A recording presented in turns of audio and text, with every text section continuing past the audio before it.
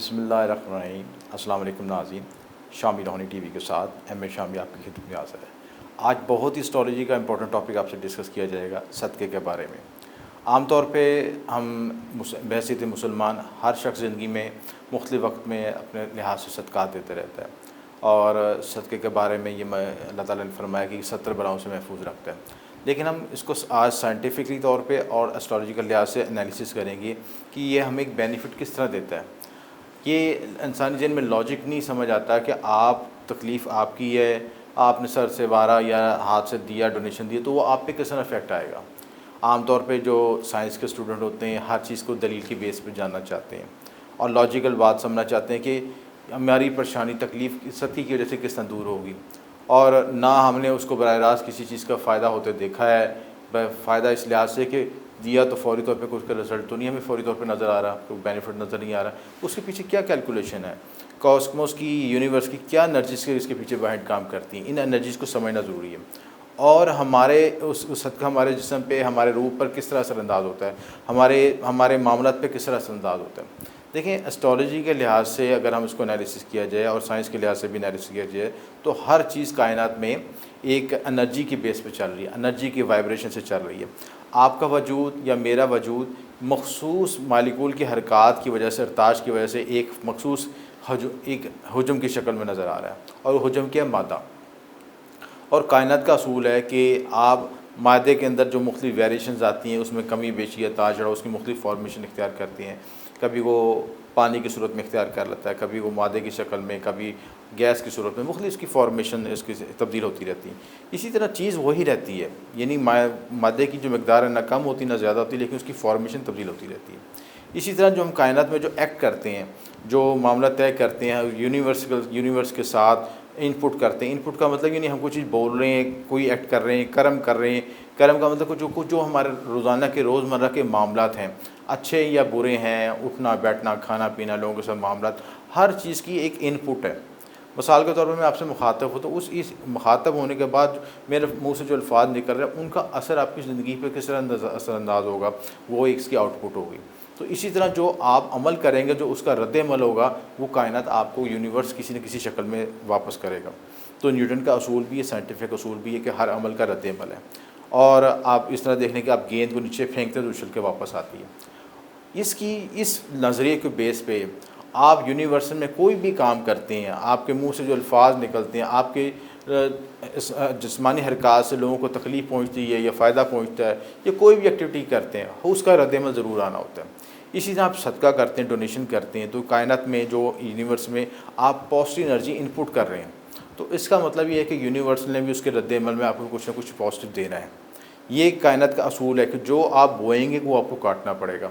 अच्छा बोएंगे तो अच्छा काटेंगे, बुरा बोएंगे तो बुरा काटेंगे। तो उसका रिज़ल्ट कई दफ़े देर हो जाती है, देर से मिल सकता है, कहीं जल्दी मिल सकता है, लेकिन मिलता ज़रूर है, क्योंकि ये साइंटिफिक असूल है कि इनपुट और आउटपुट बराबर होती है इसका, और जो उसका रद्द-ए-अमल वापस ज़रूर आता है, चाहे कम आए चाहे ज़्यादा। ये तो यूनिवर्सल की एनर्जीज़ को मालूम है।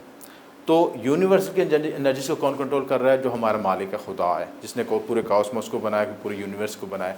तो इस नुक्ते नज़र को अल्लाह ताला ने समझाने के लिए फरमाया कि आप सदका आपको रद्द-ए-नहूसत से बचाता है, हर आफ़ात बला से बचाता है, और आपको 70 आफ़ात से मौत के अलावा 70 बलाओं से बचाता है। तो उसकी ये हकीकत है कि हम कायनात में इनपुट करते हैं और आउटपुट करते हैं, उसका रिज़ल्ट। अब सदक़े के बहुत से तरीके हैं, लेकिन सवाल ये है कि हमें क्या पता, किस तरह पता चलेगा कि हमारे लिहाज से सबसे बेस्ट सदका कौन सा है और बेस्ट रेमेडी क्या है, हमें किस तरह उसका इफेक्ट पहुँचा, हम किस तरह उस तक मालूम कर सकते हैं।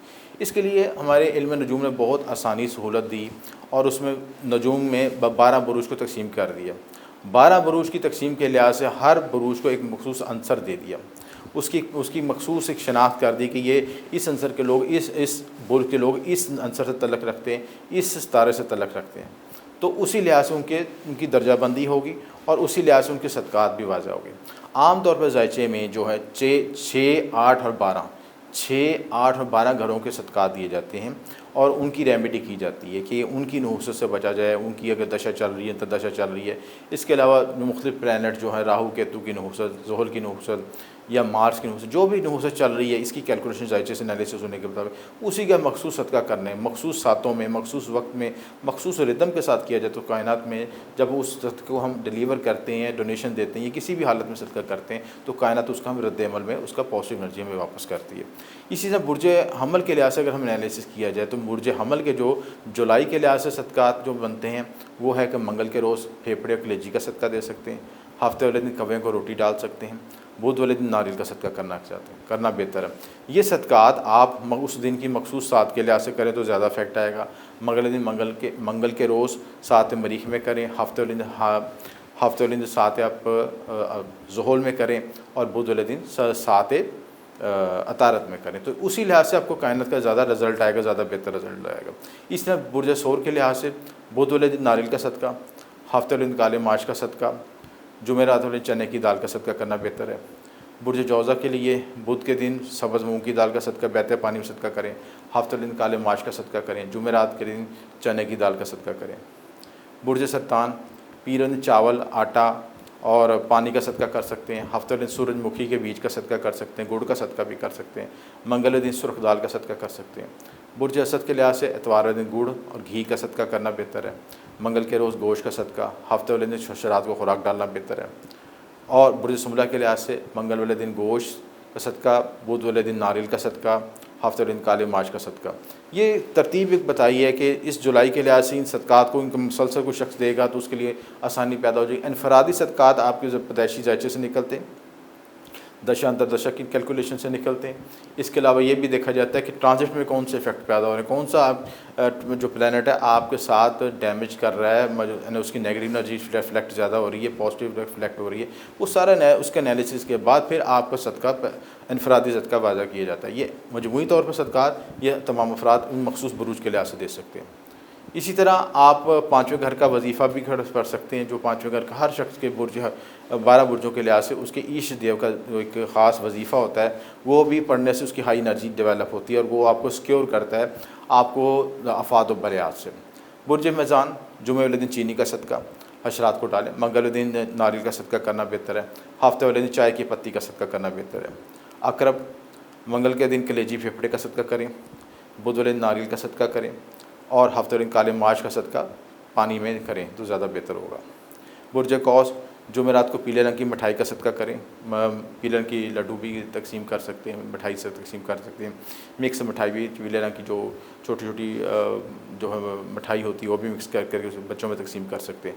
हफ्ते दिन काले माश काले बकरे की सिरी के सदका और इसके साथ बुध वाले दिन नारियल का सदका करना बेहतर है।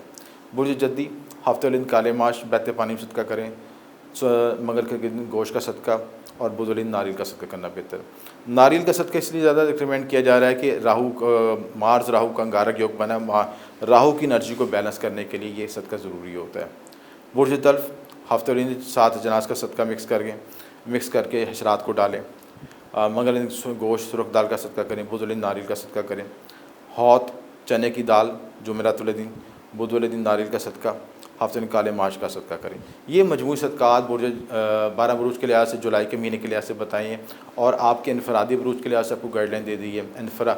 अगर आप अपने पैदाइशी ज़ायचे से अपने सदक़ात वज़ाइफ मालूम करना चाहते हैं उसके लिए दिए नंबर पर रब्ता कर सकते हैं। आपको शुक्रिया। एम शाम।